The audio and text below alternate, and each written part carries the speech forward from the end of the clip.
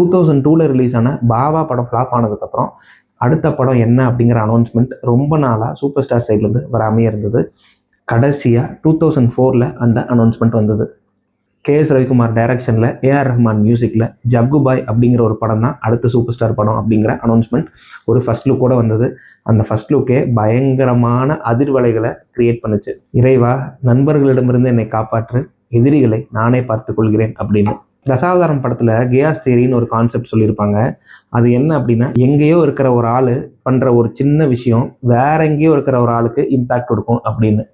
அந்த மாதிரி கன்னடத்தில் விஷ்ணுவர்தன் நடித்த ஆப்தமித்ரா அப்படிங்கிற ஒரு படத்தை ரஜினி பெங்களூரில் மாறுவேஷத்தில் போய் பார்த்துட்டு கண்டிப்பாக என்னோட அடுத்த படம் இதுவாக தான் இருக்கணும் அப்படின்னு சொல்லி கே.எஸ். ரவிக்குமாரை கழட்டி விட்டாரு.